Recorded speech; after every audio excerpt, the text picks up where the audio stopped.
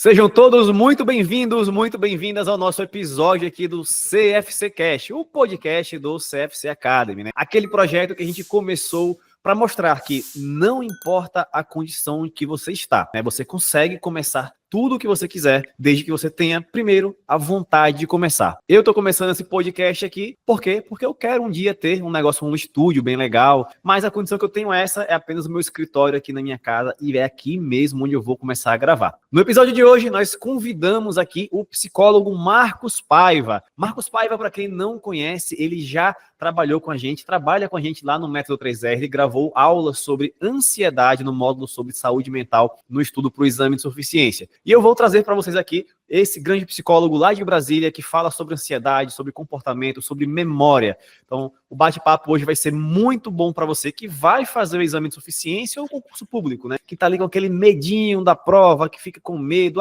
meu Deus, a prova vai ser difícil, já fica ansioso, ansiosa, e não consegue aprender os assuntos. Então, o Marcos Paiva vai aqui discorrer sobre vários temas que vão te ajudar a controlar essa ansiedade, ter uma memória melhor, ter um estudo mais eficiente.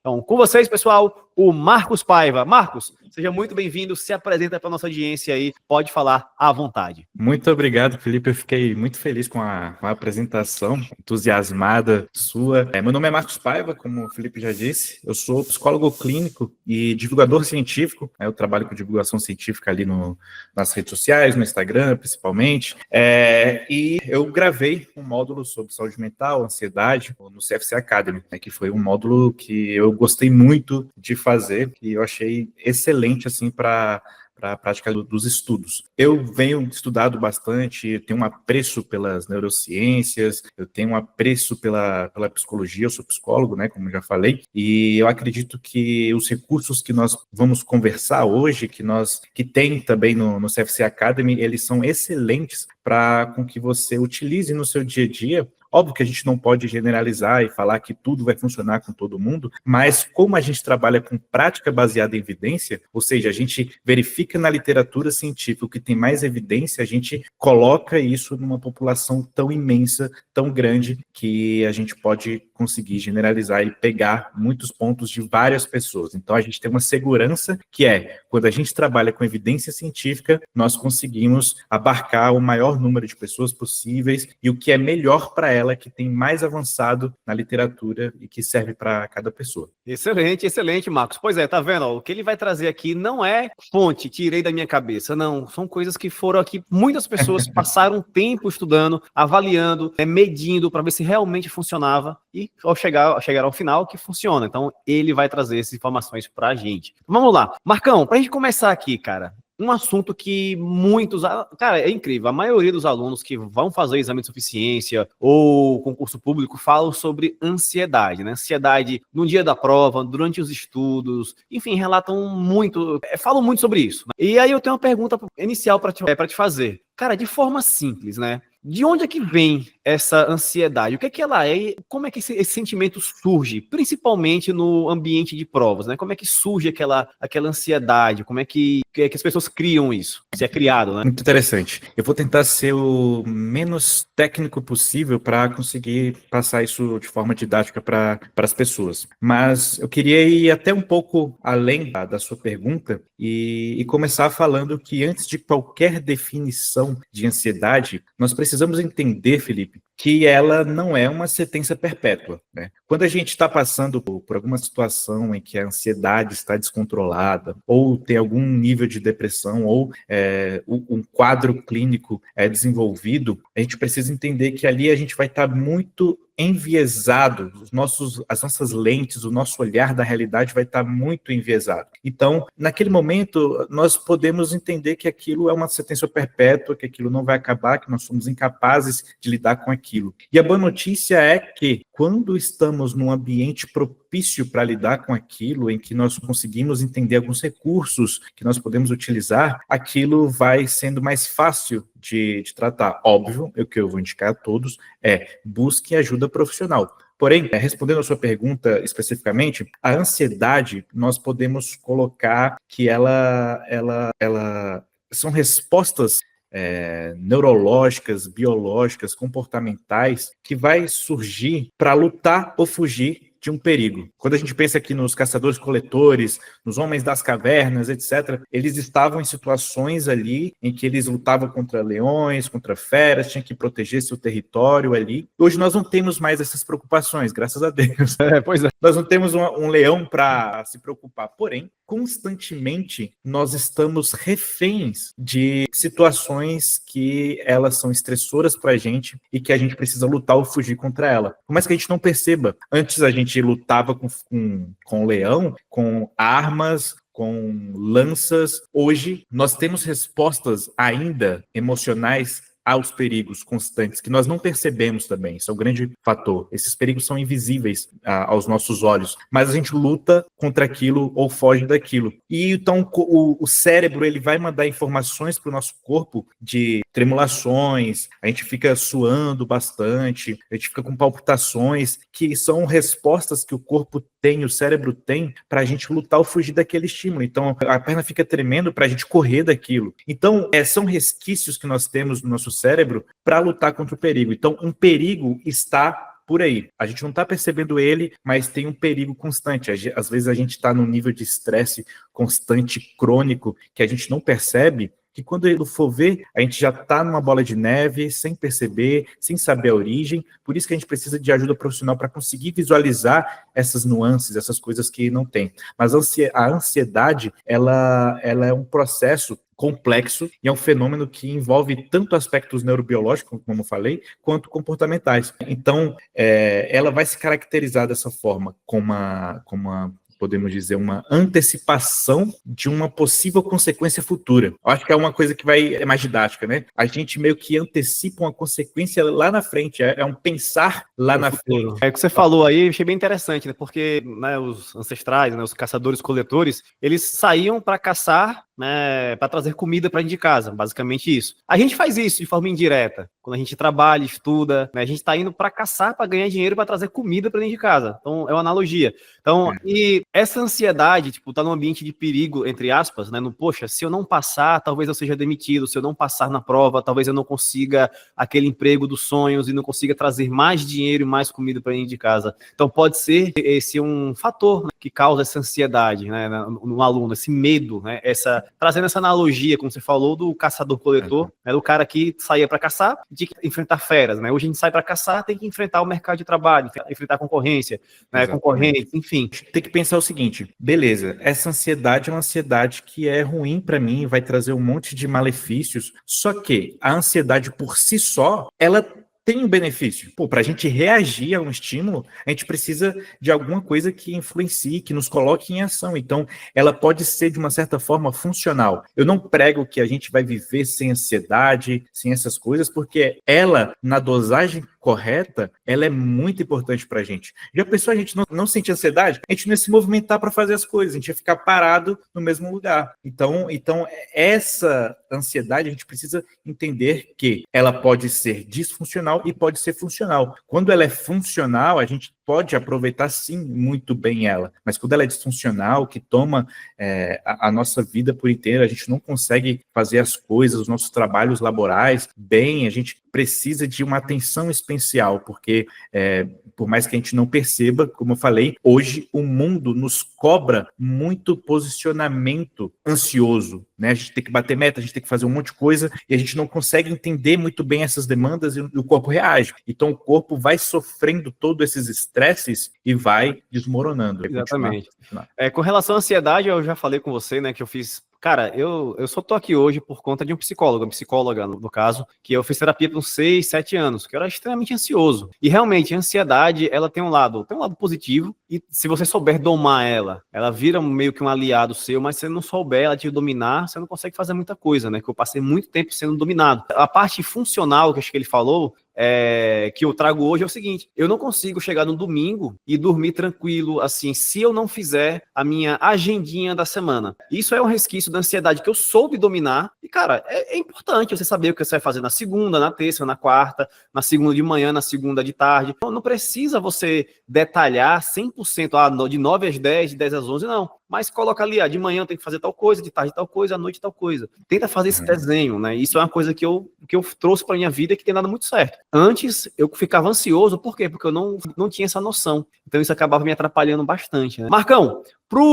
e essa ansiedade, assim, a parte funcional, o que numa prova, como é que um aluno ele pode transformar esse sentimento em algo positivo num estudo, numa prova? Existe alguma ferramenta, alguma coisa que ele pode fazer durante sua trajetória que transforme a ansiedade disfuncional que domina o aluno para uma ansiedade funcional, aquela que traz até benefício, que ele doma, né? Do dia que você falou que não tem como se livrar de 100% da ansiedade, né? Então, utilizar ela para o bem, para um lado positivo? Cara, assim, vamos tentar desenhar essa resposta. A resposta não é boba, essa pergunta é difícil até. Mas vamos entender como é que é esse funcionamento, né? Certo. Já que é funcional, vamos entender como é que ele se comporta ali. A gente precisa entender que a forma que nos comportamos hoje, ela é uma forma aprendida. A princípio, a ansiedade ali, ela pode ter sido aprendida. Você não percebe, mas você aprendeu ela. Se você for ver a sua relação anterior com provas, sua relação anterior, desde quando era criança, em situações de estresse, você vai começar a entender um pouquinho que não é à toa que você se comporta da forma que se comporta. Ou seja, você não fica ansioso à toa fazendo uma prova. Você teve uma relação com provas, provavelmente, que foi disfuncional, e você responde a isso hoje em dia. Mas, enfim, existe uma área do nosso cérebro chamada amígdala. Ela faz parte de um sistema límbico ali, mas a amígdala é como se fosse uma amêndoa, né? Uma parte bem pequenininha, que ela fica ali meio que no centro do nosso cérebro, lá no meio, um pouco na parte anterior, assim. Enfim, ela fica bem escondidinha, uma parte muito pequenininha que faz um dano enorme. Essa amígdala, ela é responsável por detectar perigos no ambiente e reagir a esses perigos. Então, quando vem uma prova ali, o cérebro identifica como um perigo e ele manda ansiedade, você começa a esquecer das coisas, você quer fugir daquela prova, sair dali o mais rápido possível ou lutar contra aquilo. Mas o que rola? Se a sua relação com provas for uma relação disfuncional ou tenha sido na sua história de vida uma relação disfuncional, ela vai interpretar dessa forma, a não ser que você crie uma nova relação com a prova, em que ela faz parte da sua rotina, em que ela não se torna um perigo constante, que você consiga dosar ali a forma que você... Por isso que fazer exercícios constantemente, ler, estudar, é importantíssimo, porque você está melhorando a sua relação. Entendi. Agora vamos pensar no caso do Joãozinho. O Joãozinho, ele foi, quando era criança ali, ele fazia provas na escola e ele não conseguia se concentrar, era calor na sala ali, os alunos que estavam perto dele ali, os amigos dele, ficavam tentando colar dele, ele estava colado do outro. Então, ele tinha diversas questões ambientais que faziam com que ele não se concentrasse bem na prova. Aí, digamos que ele tirou uma nota ruim, porque não prestava atenção também nas aulas direito, não estudava direito. Enfim, aí ele apanhava por conta disso. Apanhava em casa, tirava nota baixa, ou seja, apanhar, tirar nota baixa, ter todas essas condições é o ambiente punindo o Joãozinho. Então, na escola ele era punido, quando ele fazia prova ele era punido, ele estava numa situação ali que era aversiva. Fazer prova se tornou algo aversivo a Joãozinho. Então, a relação dele com prova não era muito interessante, né? E quando a gente tem situações que são desinteressantes, situações que a gente não consegue lidar muito bem como fazer uma prova, a gente vai tentar evitar o máximo possível aquilo e vai fugir de fazer provas, porque a gente entende que fazer prova é uma coisa ruim, que estudar é uma coisa ruim. Então, você já viu aqueles casos de mães assim que o filho tá fazendo bagunça em casa, aí ela fala assim, ó, ela bate nele e fala para ir pro quarto estudar. A punição é estudar. Ou seja, para o cérebro dele, estudar é sinônimo de punição, de uma coisa ruim. Então, ele vai perpetuar esse comportamento. Ele vai levar para frente essa ideia de que estudar é uma coisa ruim, porque a relação dele com estudar sempre foi aversiva. Ele tirava nota ruim, a professora falava mal, os pais batiam, os pais utilizavam estudar como uma forma de punição, então a punição do menino é ficar lendo. O menino não vai conseguir ler, porque acontece o que a gente chama de pareamento de estímulos ali. Depois eu vou me aprofundar nessas questões de pareamento. Mas a gente precisa entender que a nossa relação com as provas, com os estudos, elas precisam mudar caso nós tenhamos crescido em um ambiente que estudar não foi estimulado, estudar foi sempre cobrado, você sempre teve que se sair bem, só que se sair bem mediante circunstâncias que são muito aversivas. Então a gente precisa entender que que tudo isso fez com que o cérebro entendesse, interpretasse, decodificasse que provas e estudos são sinônimos de coisas muito complicadas. E você se sair mal em prova é meio que tá te falando, você não é feito para isso. Por isso que é muito custoso para muitas pessoas estudarem e para outras não também. Às vezes também tem um fator interessante que as situações ruins do dia a dia também podem nos motivar a se empenhar em fazer provas, em estudar, etc. Porque a gente vai tentar resolver aquele problema, lutar ou fugir daquele problema. Então, só que é uma improbabilidade. É improvável que você utilize os estudos para mudar de vida. Agora, vamos fechar essa explicação e colocar para as pessoas que estão aqui. Geralmente, o público daqui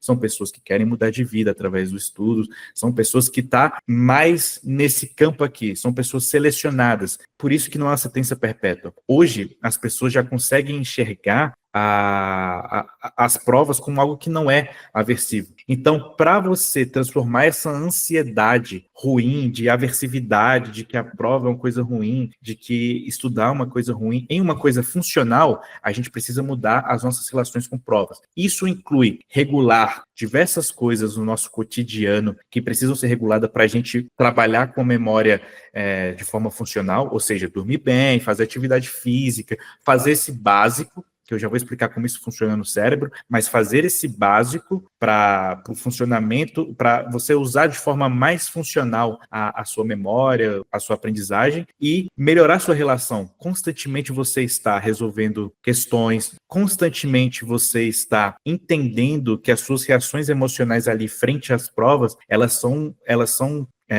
reações que você foi aprendendo fisiologicamente ao longo da vida, você conseguiu usar as informações e as aprendizagens que você teve estudando para a prova em outros contextos. Eu gosto de feedback.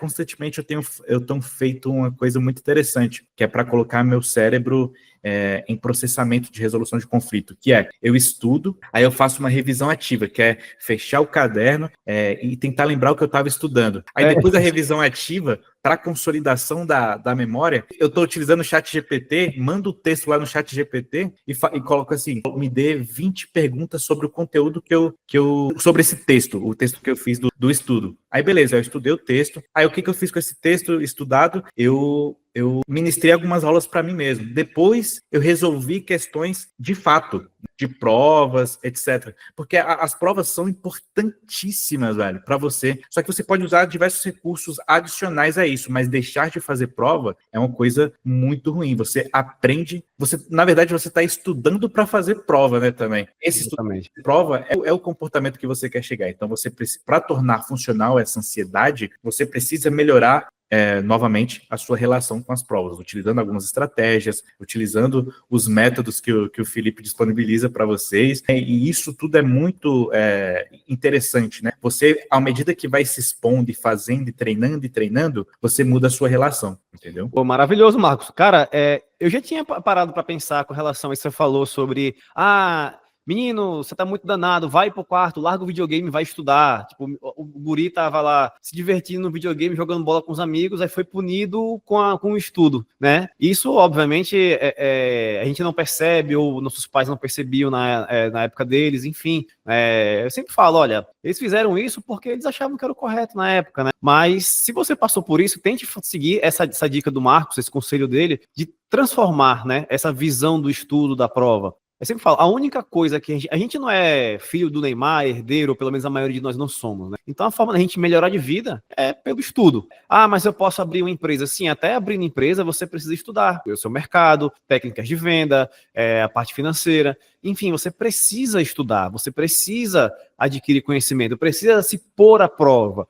Mas o empresário não faz prova. Pô, ele faz prova todo dia, né? Ele estuda lá para vender e se ele tenta aplicar aquela técnica de vendas com o cliente, se deu certo, ele vende. Se não deu, o cliente vai embora, entendeu? Então, tenta fazer isso, né? Porque a única forma da gente mudar de vida realmente é com estudo. E se você carrega ainda esse trauma, esse chipzinho aí que foi implantado lá no começo de sua vida, né? Dessa forma, menino, vai pra dentro, vai estudar, sai desse videogame, sai dessa rua jogando bola, tenta mudar isso, né? Tenta colocar o estudo como se fosse algo, não, isso aqui é um degrau para eu chegar em algum lugar, eu comprar minha casa, um apartamento, um carro, né? Quando eu era concurseiro, Marcos, eu fazia o seguinte, nunca tive uma condição muito ruim, mas também nem muito boa. Eu sempre fui um cara médio, essa parte financeira da minha família, né? Pais servidores públicos, meu pai, na verdade, minha mãe ficou desempregada por muito tempo, enfim, a gente tinha acesso a escolas, né, pagava uma mensalidade, atrasava duas, né, mas assim, nunca teve viagem para Disney, né, essas coisas nunca teve, né, nem sonhava em ter. E quando eu comecei a estudar para concurso público, eu pensava, poxa, eu quero viajar o mundo. O máximo que eu viajava era para o interior para ver minha avó. Então, eu quero viajar o mundo. Então, eu sentava lá, ó, isso aqui não é eu não estou lendo um livro a mais. Eu estou comprando uma passagem para não sei aonde. Então, eu botava isso como objetivo, como meta, como um motivador a mais, e usava isso a meu favor, né? E é isso realmente, eu tentei mudar a forma como encarava o estudo, e isso aí fez toda a diferença. Hoje eu gosto de estudar, não sou a pessoa que mais estudo, nunca fui, na verdade, né? Eu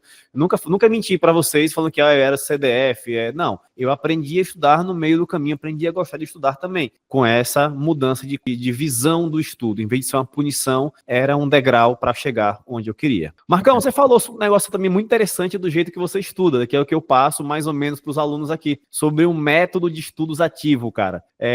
Estudar, ler o negócio ali, eu assisti uma videoaula e parar para tentar se lembrar, né? Poxa, quais foram os conceitos aplicados aqui nessa aula hoje? Foi X e Y, tenta se lembrar, é que isso na neurociência, pelo menos até onde eu estudei, é chamado de recuperação ativa, que é você trazer a memória, né? Cara, eu queria saber de você, né? Um psicólogo que estuda neurociências, prática baseada em evidências, fala um pouco sobre técnica de estudo, um pouco sobre memória, qual tem jeito certo, jeito errado de estudar, tem jeito certo de fazer seu cérebro aprender. Me fala aí, sobre as melhores práticas, digamos, que um aluno pode aplicar nos estudos. Tá, beleza. A gente negligencia que o nosso cérebro trabalha de algumas formas, porque a gente aprende a estudar de uma forma equivocada durante a nossa vida. Aí são diversas questões que estão por trás disso. O sistema educacional no Brasil é horrível, a gente não tem muitos preparos também dos professores ali, não tem incentivo também para os professores, então a gente meio que tem que nadar ali e se virar da forma que der. Aquela historinha ali que geralmente as pessoas aprendem a nadar com o tio, com o avô que joga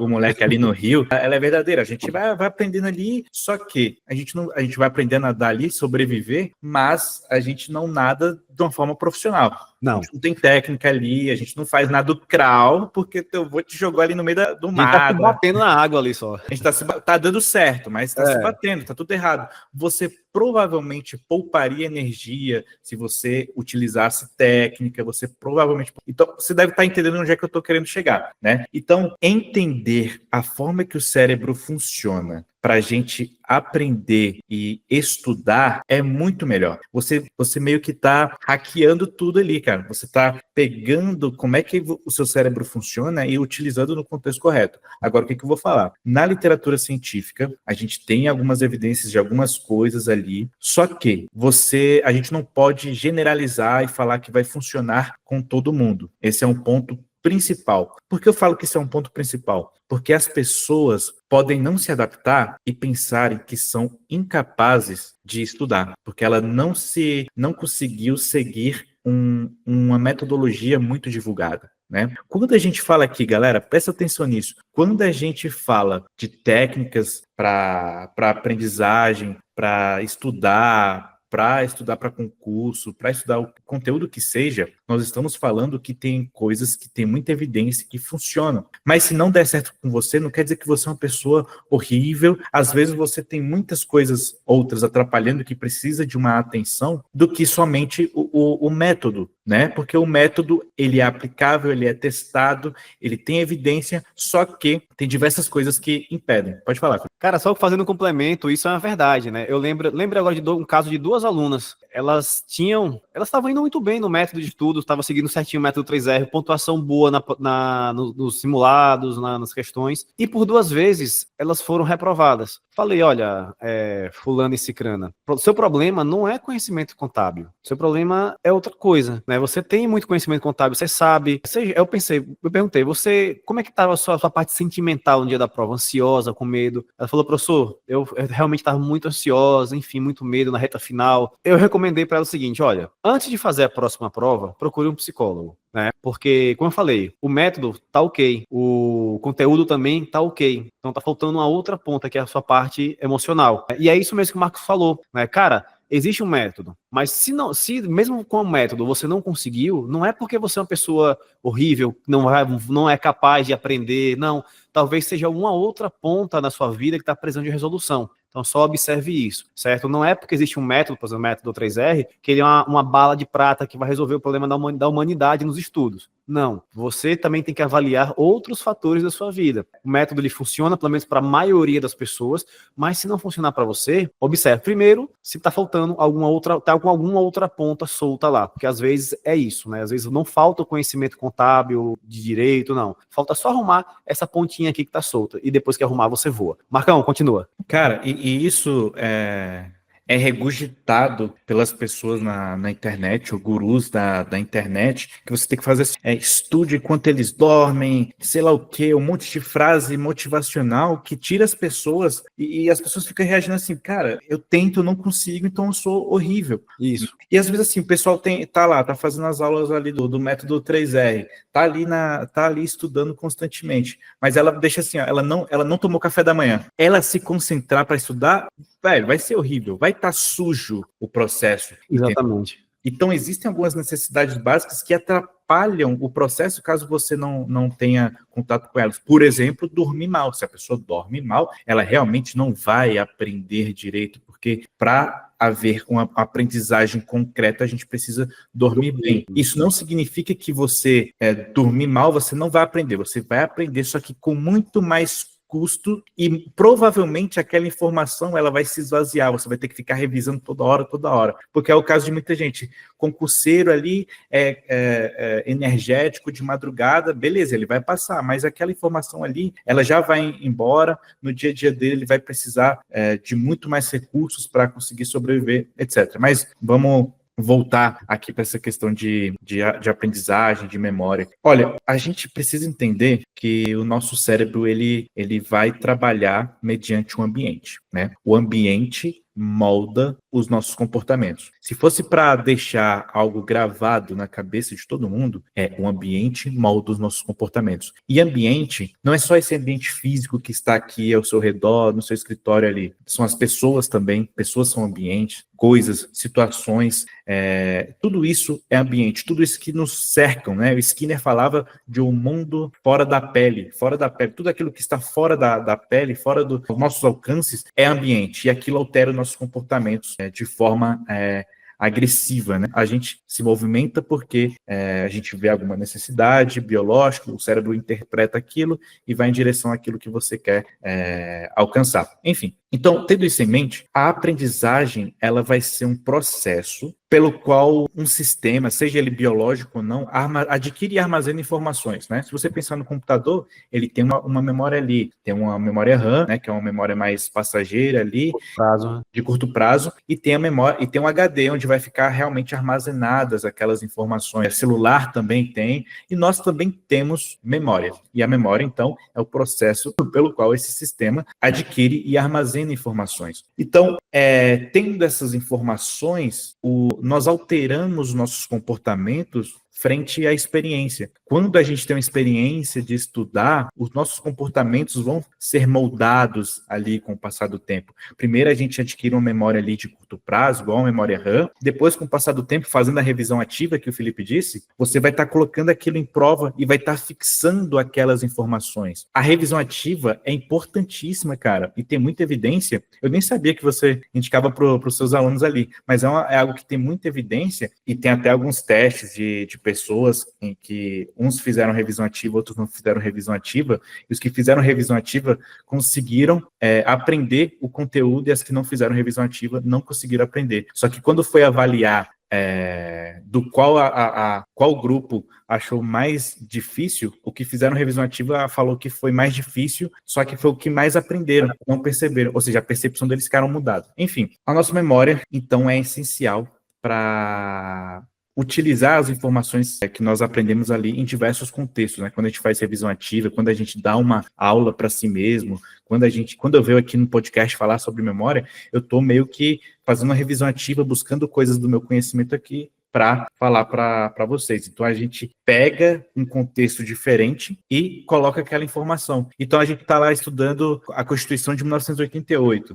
né? Se eu ficar preso naquele texto ali, óbvio que não dá para generalizar tudo, fazer isso com tudo, mas se eu ficar preso naquele texto e não entender o que é a Constituição, como ela funciona, quem usa a Constituição, como eu posso utilizar a Constituição ali, eu vou ficar muito preso no texto que vai ser muito mais difícil de eu lembrar. Agora, quando aquilo faz parte da minha vida, que eu tenho uma rotina de estudo, por isso que a rotina é muito importante, mas quando eu tenho uma rotina de estudo, aquilo tende a se fixar mais, fixa melhor. Não somente com a repetição, mas principalmente porque a gente tem uma carga emocional que acompanha o aprendizado. Enfim, então a gente começa a criar repertórios novos. E esse repertório nos ajuda a se adaptar em novos cenários, né? Então, nós usamos para adquirir, a memória é utilizada para adquirir, armazenar e usar em contextos diferentes. Quando você... Vamos lá, vamos deixar isso mais simples. Você estudou sobre a Constituição de 1988. Beleza, você adquiriu aquela informação. Aí você, sei lá, você vai estudar dando aula, você vai estudar fazendo revisão ativa, beleza. Aí quando você vai fazer a prova, você está colocando aquele seu conhecimento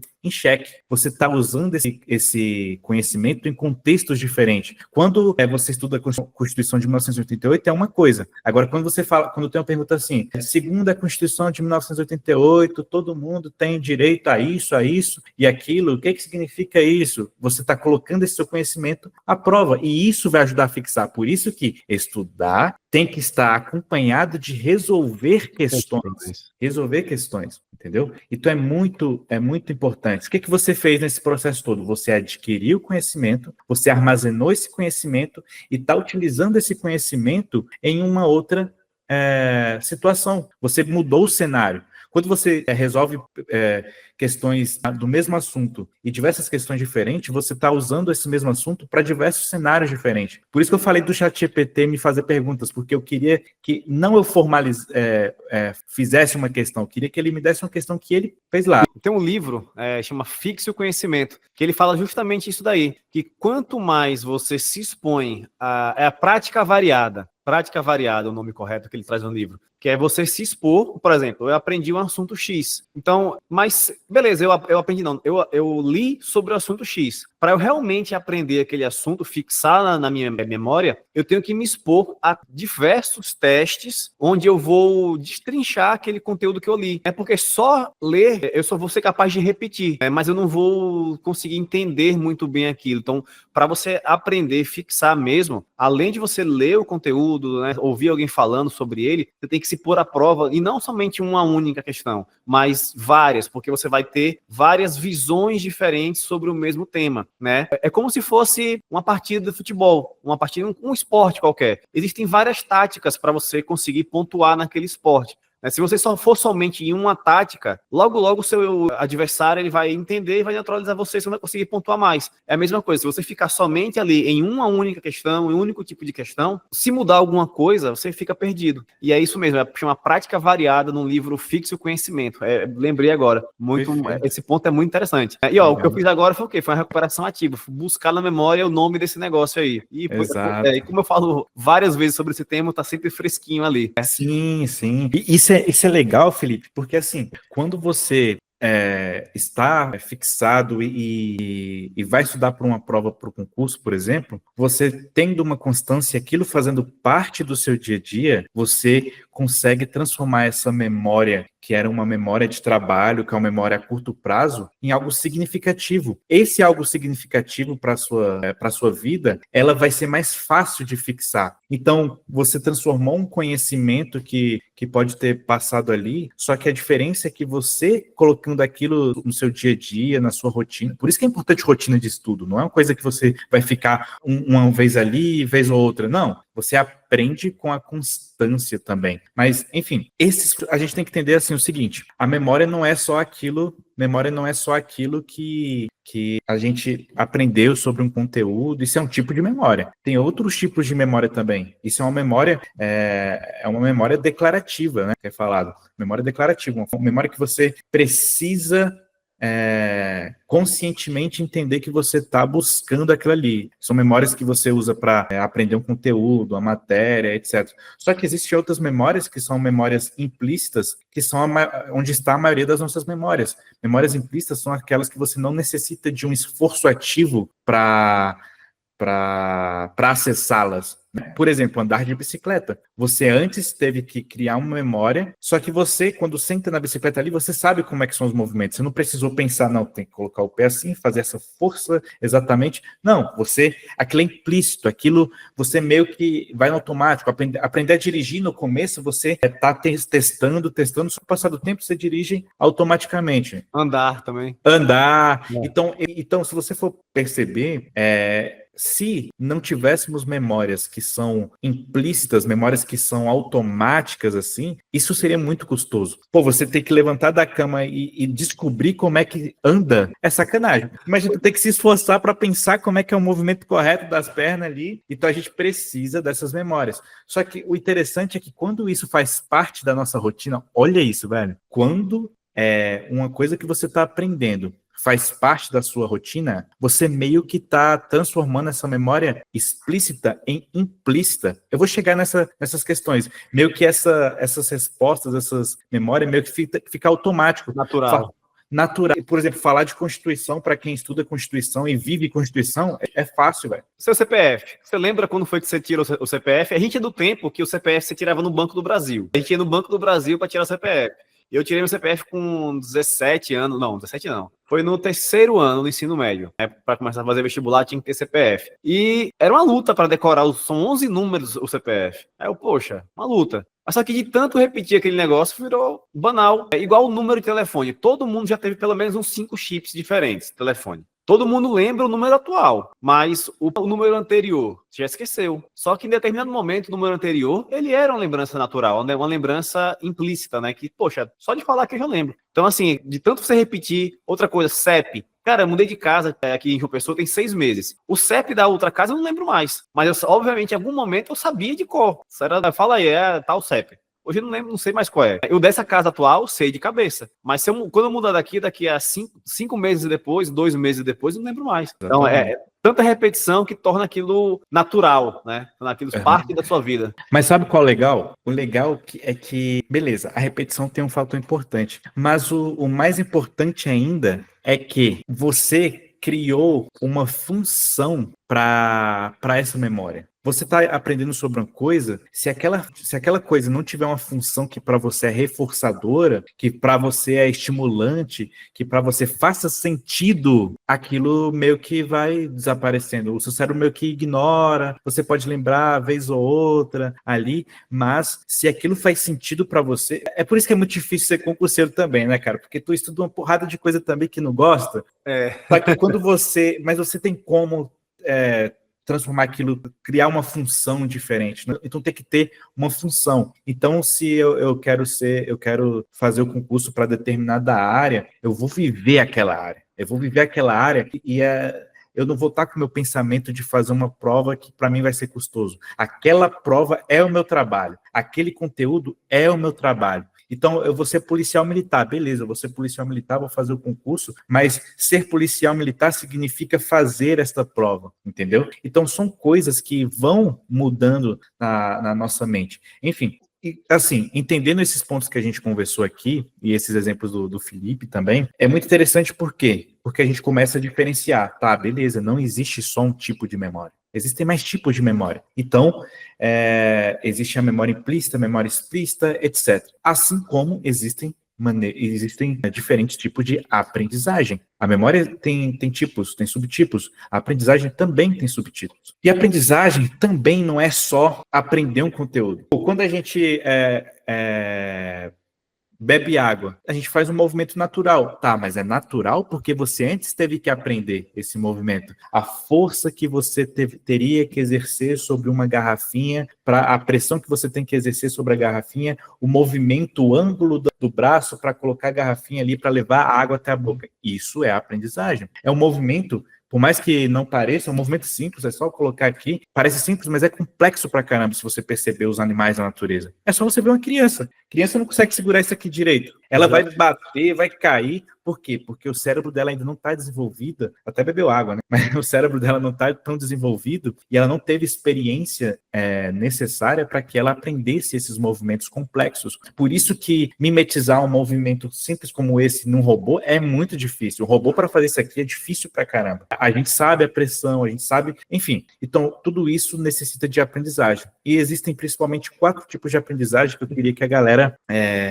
entendessem ali. Se elas entenderem isso, velho, isso aí já vai ser um ponto a mais, né? O primeiro tipo seria a habituação. A habituação é um tipo de aprendizagem que significa uma redução da resposta a um estímulo repetitivo. O que significa? À medida que você vai se expondo a um estímulo, a uma prova, a uma situação, você não vai ter as mesmas respostas iniciais que você tinha, né? Por exemplo, digamos que eu saio aqui do meu escritório e eu vou em direção à cozinha. Aí minha esposa me dá um susto. Eu levo um susto. E esse susto teve uma magnitude grande dentro de mim. Eu tive reações fisiológicas ali, palpitação no coração, tremedeira, sudorese. Foi um susto. Lembra lá da amígdala? A amígdala detectou o perigo no ambiente, é muito rápido. Detectou o perigo no ambiente, mandou respostas emocionais, fisiológicas para mim. Beleza. Só que com o passar do tempo, se ela ficar me dando susto toda hora, não vai ter o mesmo efeito inicial, entende? Então, primeiro ela me deu um susto, mas se ela for fazer isso constantemente, vai perdendo o seu efeito. Então, à medida que você se expõe a um estímulo aversivo, você reduz a sua resposta àquele estímulo. Vamos dar um outro exemplo. Digamos que um carro buzine do meu lado. Eu levo um susto. Só que se ele ficar buzinando toda hora, à medida do tempo que ele ficar buzinando, eu não vou levar mais o mesmo susto. Aí vamos fazer para um caso de prova. Beleza, a prova tá me dando muita ansiedade. Eu resolvi uma prova ali, caraca, eu não sei nada sobre aquilo. Aí você estuda. Aí você faz prova e faz prova e faz prova. Velho, aquela prova não vai ter o mesmo efeito na sua vida que tinha quando você começou a fazer prova. Quando você começa a fazer a prova, vai ser um bicho de 7 cabeças, velho. Não tem como falar que não. Pode ser a prova da Câmara, filho, do STJ. Vai ser um bicho de 7 cabeças, mas à medida que você for se expondo, vai ser... a sua resposta vai ser diferente. Aquilo não vai ter... não vai ser o mesmo bicho de 7 cabeças. Então, tecnicamente falando, o que isso significa? Que a magnitude da resposta diminui à medida que nos expomos ao estímulo aversivo. Isso serve para diversas questões comportamentais, como eu falei do caso aqui do susto. Né? Traduzindo, de tanto se expor a tal situação, aquilo fica mais fácil. Sim. Teoricamente, assim, por exemplo, treino, não é à toa que o personal trainer, ele a cada um mês, 45 dias, ele muda o treino, porque é para dar um estímulo diferente para o músculo, porque senão fica sempre no mesmo exercício. Perfeito. Ali, ele perde efeito, perde o efeito. Excelente. Isso aí realmente algo que a gente vê na prática, né? E não conhece muito bem ali a parte científica disso daí. Mas é isso, olha, você que vai trabalhar com contabilidade, tudo no começo vai ser difícil, mas você vai ali batendo, vai se expondo, vai repetindo, vai ficar fácil, né? Como tudo na vida. A primeira vez é difícil para todo mundo. Então, não perca a fé, não tenha medo, continua que vai dar certo, vai ficar mais fácil. Exatamente. E isso, Felipe, o tratamento, isso é até um tratamento na psicoterapia, né? Que a gente chama de terapia de exposição, ou também dessensibilização sistemática, que é um processo de habituação em níveis hierárquicos. Então, vamos usar Lembra que eu falei, tudo vai se conectando. No início eu falei que a ansiedade é aprendida, né? Isso. À medida que você vai se expondo àquela ansiedade, você vai diminuindo a ansiedade por conta disso, porque você vai se habituando. Então, digamos que você uma criança ali, teve até um estudo, não sei se você já ouviu falar, acho que foi o Watson que fez, com o pequeno Albert. Não. O pequeno Albert era uma criancinha que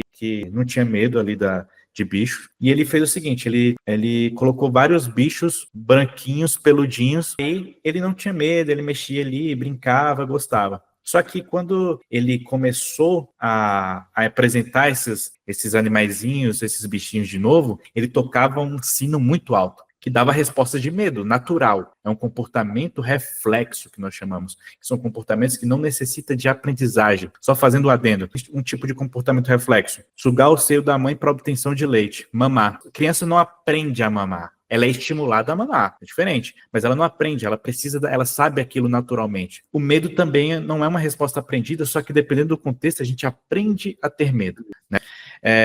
Por isso que a gente aprende a ter medo de prova, porque com o fator prova e punição que a gente tinha falado naquela hora, a gente começa a ter respostas semelhantes ali. Aquilo se manifesta juntos. Isso é a regra de Hebb. Hebb, ele falava que neurônios que disparam juntos fortalecem juntos. Então, se você tá fazendo uma prova e você está sendo punido durante aquela prova ali, tanto pelo conteúdo quanto pela professora, com o pai que bate, aquilo vai se fortalecer juntos. Então, toda vez que você for fazer uma prova, você vai sentir a ansiedade ali. Isso para diversos contextos. Por exemplo, digamos que a gente utiliza muito ratinho nos estudos de laboratório, na psicologia. Mas você coloca um ratinho ali numa caixinha, a gente chama de caixinha de Skinner, a gente coloca um bichinho ali, aquela caixinha é um estímulo que não tem efeito nenhum. A gente chama de estímulo neutro. Só que quando a gente dá choque no rato, aquela caixinha se torna aversiva. O choque não foi da caixinha, mas se você colocar aquele rato que foi levando choque dentro da caixinha novamente, ele vai sentir aquele medo, aquele estresse, enfim. Mas a habituação era isso. A terapia de exposição, ela é você se expor a esses estresses de forma gradual. Você vai se expondo, só que você vai em níveis graduais. Aí tá, voltando para a questão lá do pequeno Albert. Esses bichinhos ali que foram apresentados e colocado um sino grande e alto, quando esse sino batia, a criança dava sobressalto, ficava ansiosa, ficava com medo, chorava. Só que quando aqueles animais eram apresentados sem o sino, aqueles animais já começaram a produzir essa ansiedade, essas coisas. Ou seja, a exposição que foi conjunta, assim, ela fez com que ele tivesse respostas que eram naturais, mas que foram aprendidas porque mudou de contexto. Tem o cão de Pavlov também. Você já ouviu falar no cão de Pavlov? Não, esse não. O cãozinho de Pavlov foi um teste que Ivan Pavlov fez, com que ele pegava tipo uma carne e dava pro cão. Apresentava pro cachorro. Eu lembro isso aí, lembro. Então, quando ele apresentava a carne pro cachorro, o cachorro salivava. Então, ele contava a quantidade de salivas ali, enfim. Aí ele apresentava, ou seja, salivar não é uma coisa aprendida. O cachorro naturalmente salivava, é algo reflexo, Natural. respondente, natural. Exatamente. Só que o Pavlov, ele pensou o seguinte, beleza, vamos tentar ensinar essas respostas naturais numa coisa que não é natural. Aí ele colocava a carne ali para ele, pro cachorro, mas batia um sininho. Aí toda vez ele fazia isso. Depois, o Pavlov, ele só batia o sininho. E adivinha, o cachorro salivava só com o sininho, porque ele fez um pareamento de estímulos, né? E a gente faz isso na vida, cara. Quando a gente é punido durante uma prova ali, pela professora, pelos pais, etc., a gente faz um pareamento, que prova não presta, estudar não presta, porque estudar é sinônimo de punição. Então eu fiz esse experimento do Pavlov aqui em casa, sem saber, né? Eu tenho 3 gatos, né? Para quem não conhece, tenho 3 gatos. E os gatinhos, né? Eu não sei o que é o Whiskas coloca naquele sachê. Meu amigo, os gatos ficam doidos. Né? E a gente dá uma vez por dia um pouquinho de sachê para eles. Só que antes de bater e dar o sachê, a gente bate o pires. A gente bota no pirizinho, aí eu bato a colher no pires. Meu amigo, vem gato tudo que é canto da casa. Você não vê nenhum gato. Mas quando você bate o pires, eles já sabem que é o quê? Que é a hora de comer o sachê. Eles aparecem.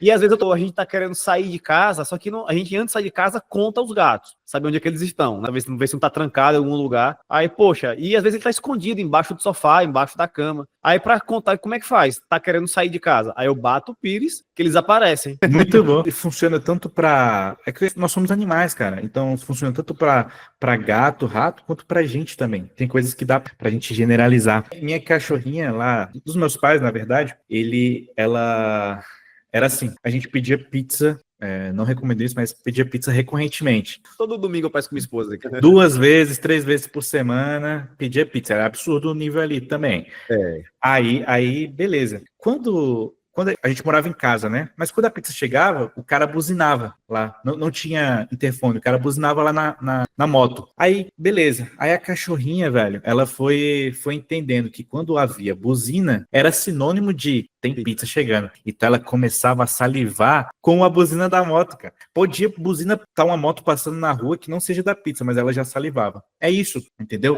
O sextou. Sextou amanhã, sexta-feira. Inevitavelmente vai estar vontade de beber em uma boa passada da população. Exato. Só que é sexta-feira. O segundou também. Segundo é sinônimo de tristeza. Cara, de massacre, de tristeza. Exatamente. Então a gente faz esses pareamentos. É aquela história também. Se a gente for colocar para humanos, tipo uma pessoa tá no relacionamento e é traído. Aí a menina fala, todo homem não presta. Porque os homens que eu estava, eles prestavam, me traíam, logo os outros vão me trair. Enfim, a terapia de exposição, ela vai fazer com que você entre nesse processo de habituação. Por quê?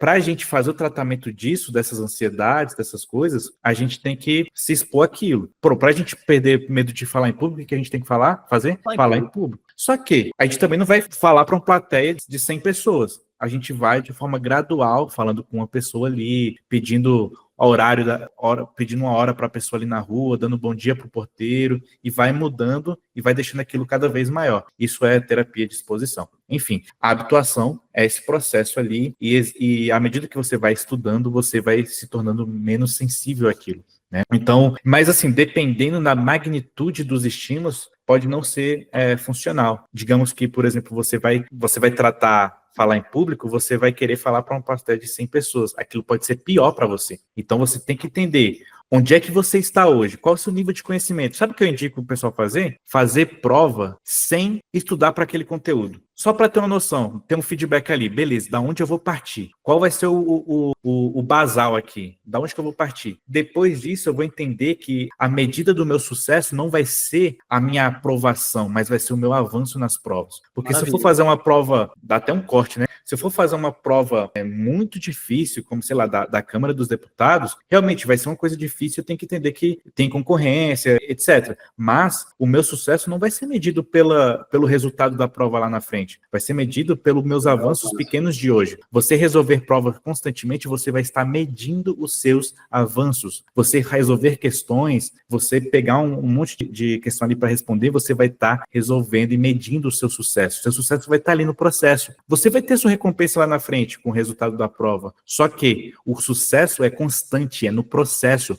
Nós somos uma ponte, não a chegada, entendeu? Então, à medida que fazemos isso, vocês entendem agora, à medida que a gente está falando de brother para brother, à medida que a gente vai fazendo isso, se expondo e testando, a gente tem que entender, beleza, qual é o meu ponto de partida, para onde eu vou, e eu tenho que me recompensar durante o processo e não necessariamente na chegada. Pode ser que eu seja recompensado na chegada, ou não, mas o meu sucesso vai estar ali. A gente garante que vai ter um sucesso na chegada, porque se você ter esse esforço constante, te diferencia da maioria, porque a maioria não tem esse esforço constante, não passa por isso. E a gente pensa que a maioria tá ali, constantemente, se engajado. Não tá, velho. Não tá. Mas a gente mede o sucesso só pelo resultado, né? Só pelo final, mas não pelo trajeto.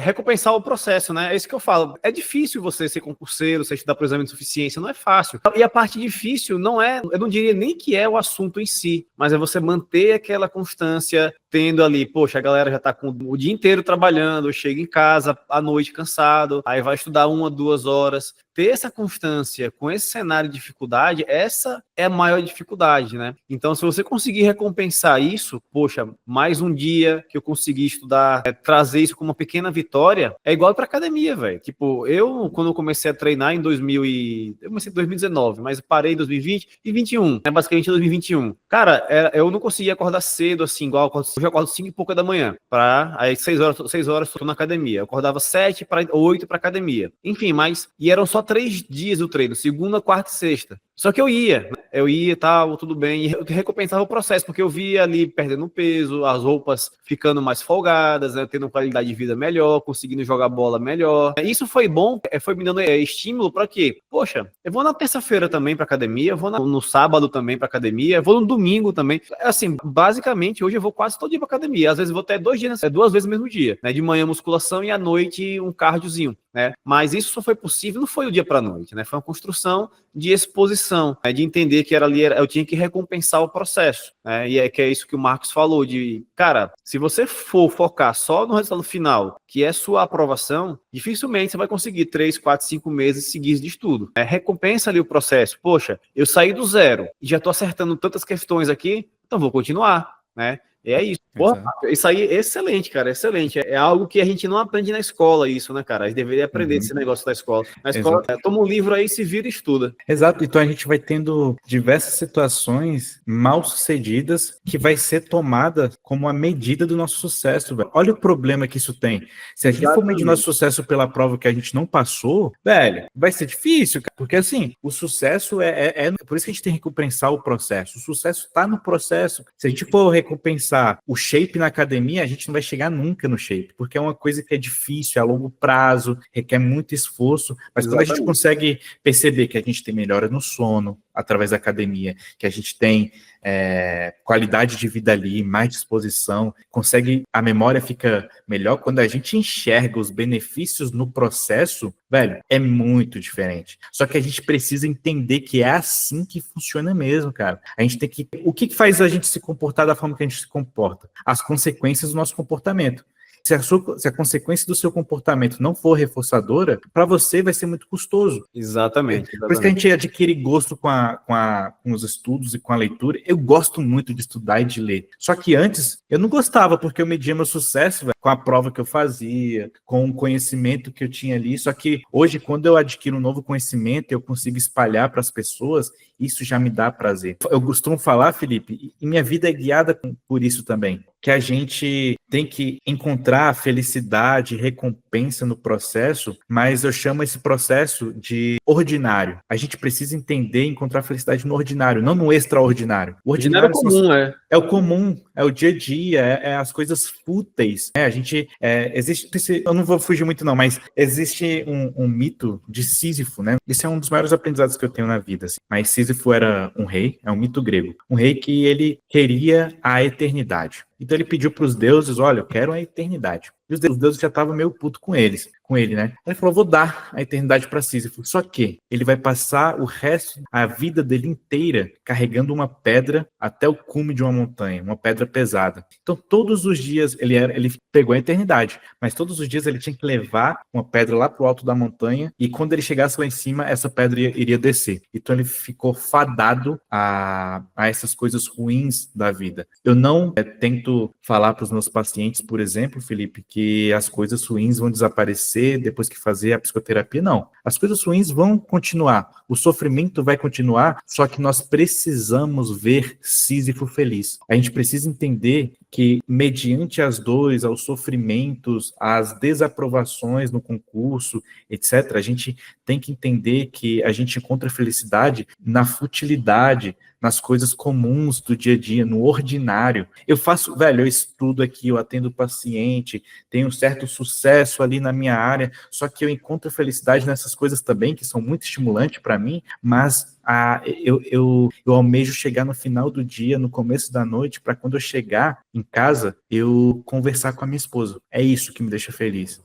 Eu chegar e dividir a mesa ali com ela. A minha mesa tem mais valor do que o meu carro, do que as coisas que eu conquistei, porque é ali que eu me encontro com ela. Então, assim, as coisas do dia a dia precisam ser entendidas como um grande tesouro. Você ter uma rotina ali, cara, é um grande tesouro. Você ter saúde mental é um grande tesouro. Você resolver provas ali do pouco ao pouco e não ser medido pelo sucesso ali final é um grande tesouro. A gente precisa encontrar felicidade ali, a gente precisa ver Sísifo feliz, né? Enfim, isso está muito relacionado a essa vida de concurseiro, de atletas de alto rendimento. Tem um sociólogo chamado Daniel Chambliss, que ele estudou atletas de alto rendimento, principalmente nadadores olímpicos, e ele falou assim, cara, eu quero ver qual é desses caras, porque eles fazem as coisas com excelência. Aí ele descobriu que eles encontravam a felicidade no dia a dia tosco dele. No basicão. No basicão, o cara ia levava a filha na escola, treinava, estudava,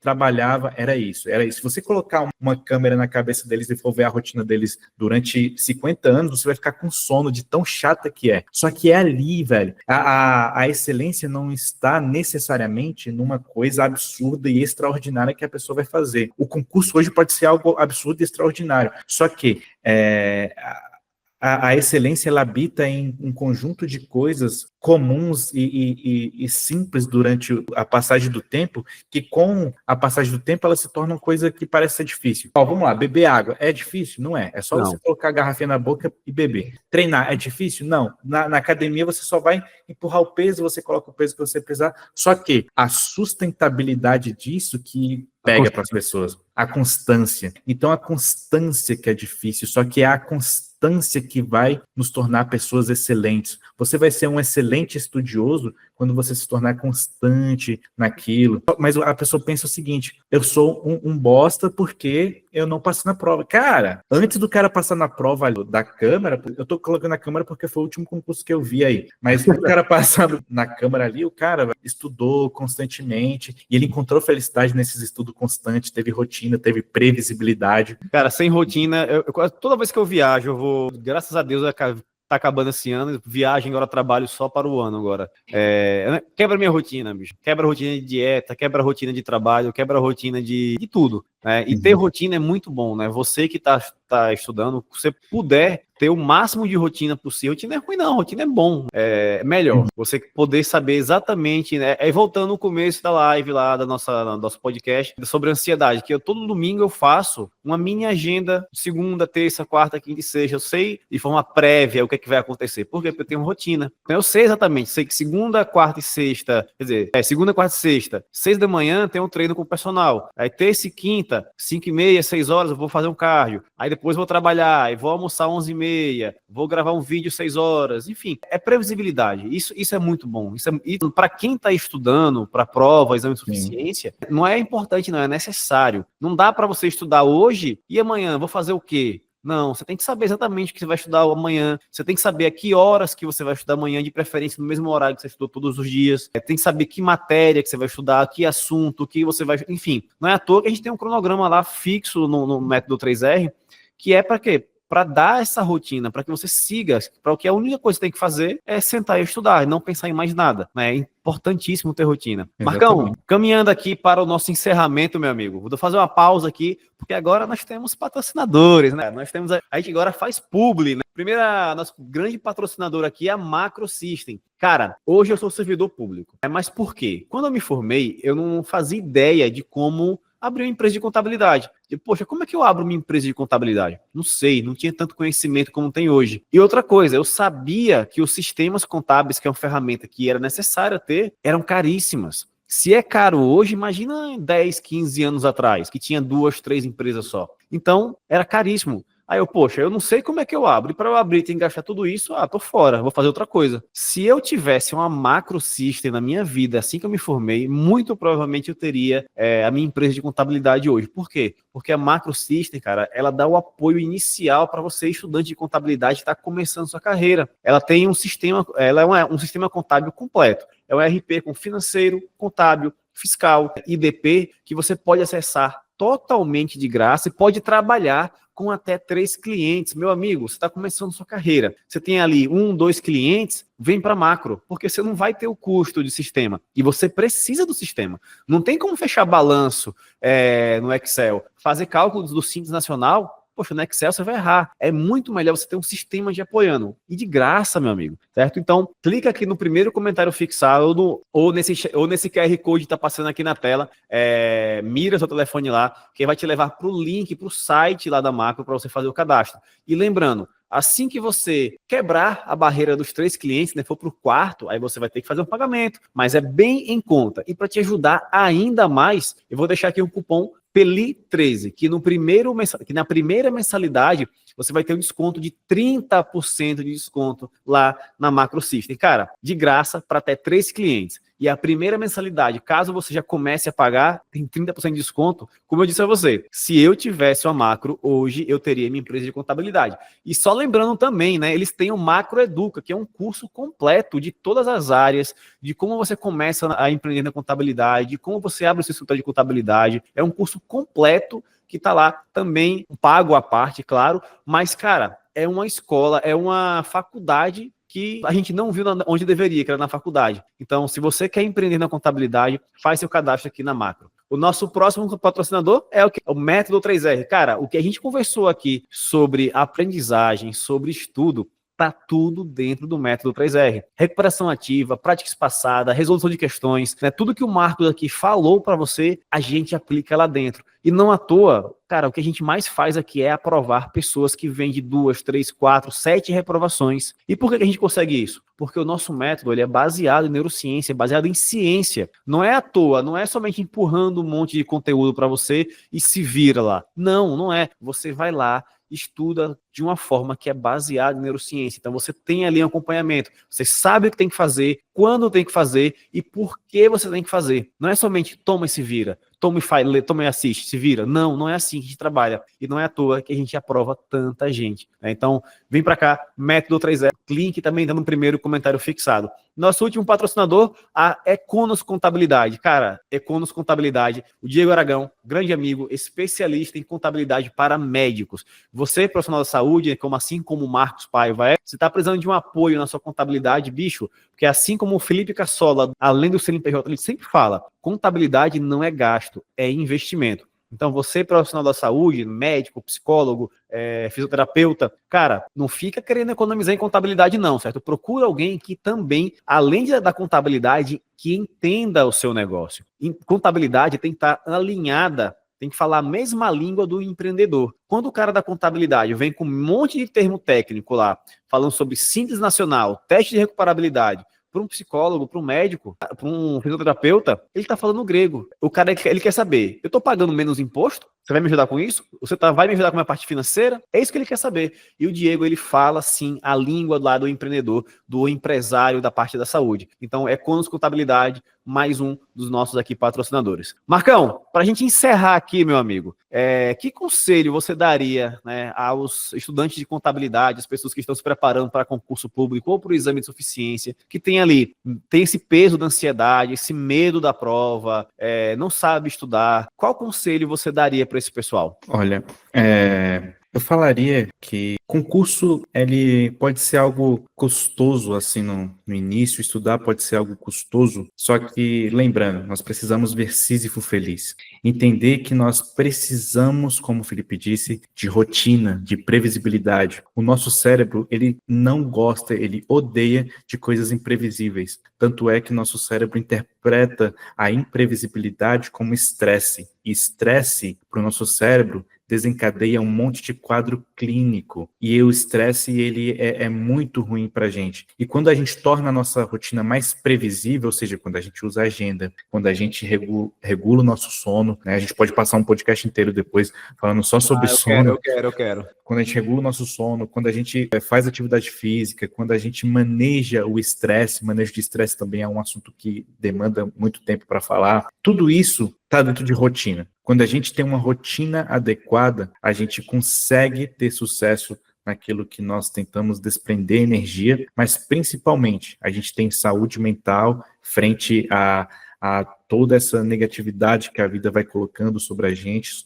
sobre todas essas pressões. Então, se fosse para dar um conselho, tenha uma rotina bem planejada, porque a gente precisa reduzir o máximo de estresse possível através de previsibilidade. A rotina dá uma previsibilidade, a agenda dá uma previsibilidade, a gente dormir bem faz com que esses processos de memória que a gente conversou aqui se consolide bem, né? Porque memória é um tema muito complicado para falar, é muito complexo, mas de forma geral, para não ser técnico o suficiente, o sono que vai regular, você só vai conseguir consolidar suas memórias, fazer igual o Wesley, presta atenção, você só vai conseguir consolidar suas memórias se o sono estiver regulado, se a atividade física estiver em dia, então você precisa de rotina. O meu conselho, necessariamente para ser o mais generalista possível, alcançar o maior número de pessoas, comece a partir de hoje a ter uma rotina mais adequada e que seja seja realista também. Beleza, beleza. Não adianta você querer ter uma rotina do Cariani, por exemplo. O cara passa 2 horas na guia, não dá. Tem que ser adequado à sua rotina. Eu sei que você pega ônibus, tem afazeres domésticos, né? Mas mesmo dentro dessa realidade, tem como você ter rotina ali, ter rotina de estudos, rotina de atividade física. Pode não ser daquela forma que você imagina, mas dá para fazer alguma coisa ainda, sempre dá, beleza? Marcos Paiva, meu amigo, deixa também suas redes sociais pro pessoal, seu Instagram, tá com o canal no YouTube, comenta aí. Eu vou deixar aqui,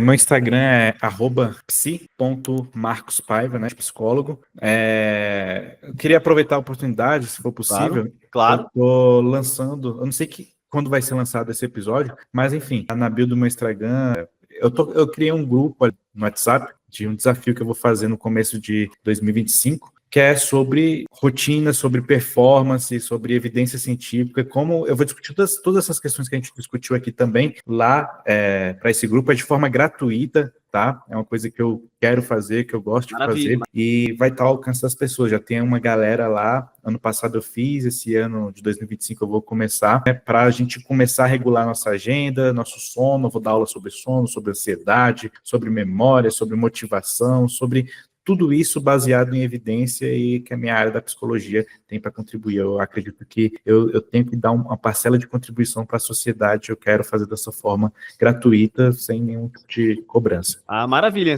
Então, vou deixar o link, certo? Também no primeiro comentário fixado vai estar uma lista de links lá. Vai estar esse link também do grupo do Marcos. E, Marcos, não tem canal no YouTube, né? Cara, uma dica para você, abra seu canal no YouTube, meu amigo. Isso aqui é o YouTube é a rainha das redes sociais, né? Tem o Instagram, tem o Twitter, mas a rainha, a mais poderosa de todas, é o YouTube. Certo? Eu vou comentar nesse episódio do podcast. Quem quiser entrar no canal que eu vou abrir aí também. Pronto, pode comentar. Eu abro o canal, eu vou comentar aí embaixo. Pode comentar que eu faço questão de divulgar. Grande Marcos, amigo. Então, muito obrigado por tudo, muito obrigado pelo seu tempo, certo? Muito obrigado pelo seu profissionalismo, pelas informações que você trouxe. E a gente se vê no próximo CFC Cast. Valeu!